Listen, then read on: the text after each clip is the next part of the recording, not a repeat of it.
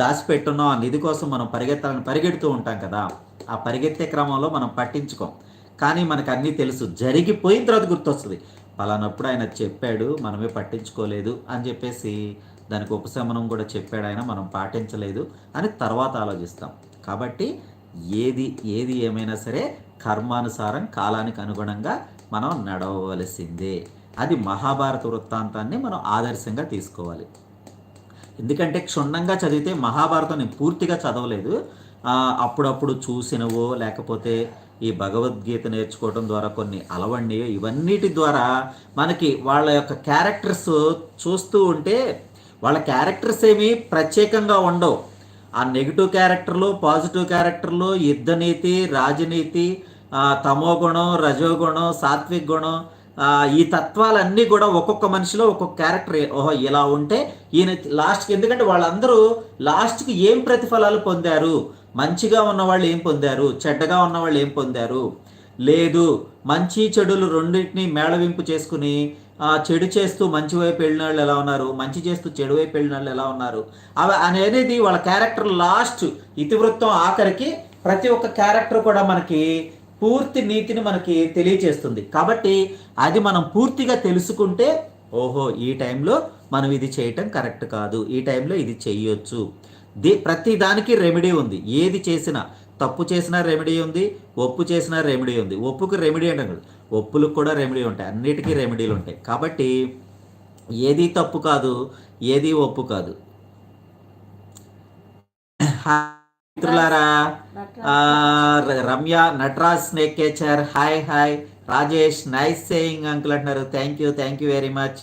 కల్లూరి సరళ గారు హాయ్ అన్నయ్య అంటున్నారు. హాయ్ హాయ్ అమ్మ, hi, thank you very much. లైవ్లో నా యొక్క మాటల్ని నాగమల్లి కరణ్ కుమార్ హాయ్ అన్నయ్య అంటున్నారు.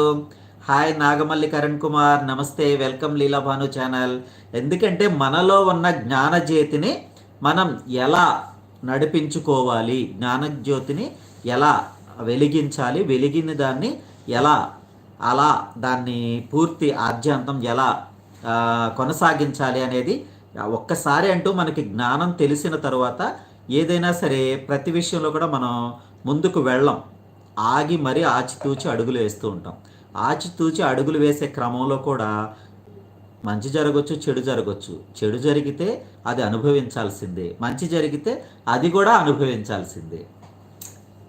కాబట్టి ఇవన్నీ కూడా ఏంటంటే దీనికి మనం ఇంత చెప్పుకోవాల్సిన అవసరమే ఉంది, వచ్చినప్పుడు అనుభవిద్దామని కొందరు అనుకుంటారు.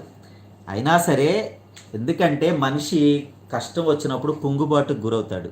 ఆ కుంగుబాటుకు గురైనప్పుడు మనమే చెప్పుకోవాలి. ఇంకొకరు ఎవరు చెప్పినా కానీ మనకు అంత తొందరగా ఎక్కదు.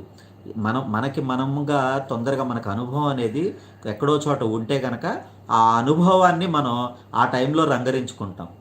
ఓహో పలానా టైంలో పలానా ఇది జరిగింది కదా, సరే ఇప్పుడు మనకు వచ్చిన ఈ కష్టం పెద్ద కష్టమేమి కాదు అని చెప్పేసి మనంగా సముదాయించుకోవటం, మనకి మనం సర్ది చెప్పుకోవటం, మన మనసుని కంట్రోల్ చేసుకోవటం, దుఃఖం వైపు వెళ్ళకోకుండా ఉండటం. అది ఎంత మనిషి ఎప్పుడు ఆనందంగా ఉండే వ్యక్తి ఎలా ఉంటాడు అనేది ఇవాళ పొద్దునే చూశాను నేను. 65 ఏళ్ల వయసులో కూడా ఒక నటుడు చాలా యంగ్గా, ఒక 40-35 ఇయర్స్ ఏజ్ లాగా చాలా బ్రహ్మాండంగా ఉన్నాడు. మంచి హెయిర్ స్టైల్ అలా కలర్ వేసి ఎలా అంటే ఒక 35-40 ఇయర్స్ ఏజ్ లాగా ఉన్నాడు. ఆయన యంగ్గా ఉన్నాడు. ఆయన చిరంజీవి గారికి తమ్ముడుగా 43 సంవత్సరాల క్రితం నటించాడంట. 1983లో నటించాడంట. మరి అలాంటి ఎందుకు మీరు ఎలా ఉన్నారు ఈ వయసులో అని చెప్పి ఆయన అడిగితే ఆయన చెప్పిన సమాధానం ఒక్కటే, నిత్యం నేను ఆనందంగా ఉండటానికి ప్రయత్నం చేస్తాను. నాకు ఇబ్బందులు అనేది వస్తాయి, కానీ నేను ఆనందంగా ఉండటానికి ప్రయత్నం చేస్తాను. ఒక్కటే చిరునవ్వు, ఎదుటి వాళ్ళు కోపంగా ఉన్నా సరే ఒక చిరునవ్వు ఇస్తాను. అవతల వాళ్ళు దాన్ని తీసుకుంటే ఓకే, తీసుకోకపోతే నేను పక్కకి వెళ్ళిపోతాను. అంతే తప్ప అవతల వ్యక్తి యొక్క క్లాష్లో నేను వెళ్ళి తలదూర్చను. ఆ యొక్క ఇబ్బందికర పరిస్థితుల్లో కూడా అక్కడ నేను ఉండను. వీలైనంత వరకు నా ఆనందాన్ని నేను వెతుక్కుంటూ తిరుగుతూ ఉంటాను. అంతే. నేను డబ్బులు సంపాదించలేదు కానీ ఆరోగ్యం బ్రహ్మాండంగా సంపాదించుకున్నాడు. ఎందుకంటే 65 ఏళ్ల వయసులో బ్రహ్మాండంగా తిని బ్రహ్మాండంగా ఆరోగ్యంగా ఉంటే ఇంకంతకన్నా ఏం కావాలి? పెద్దగా డబ్బులేం అక్కర్లా బ్రతకటానికి.